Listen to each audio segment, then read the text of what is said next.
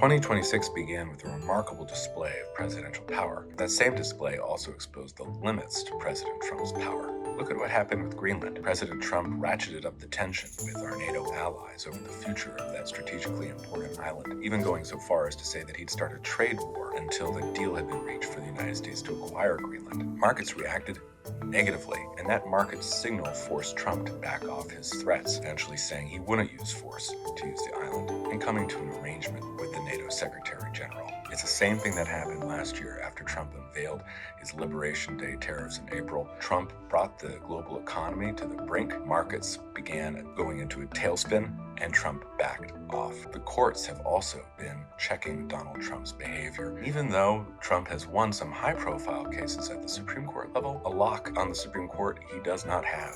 Just in December, the court ruled against his National Guard troop deployment to Chicago, and rather than defy the order, Trump withdrew the troops. Even Congress is getting into the act. In particular, the Senate has slow-walked Trump nominees. It has forced the Trump administration to withdraw over 50 sub-cabinet appointments. And when Trump has demanded the Senate abolish the legislative filibuster, the Senate hasn't moved.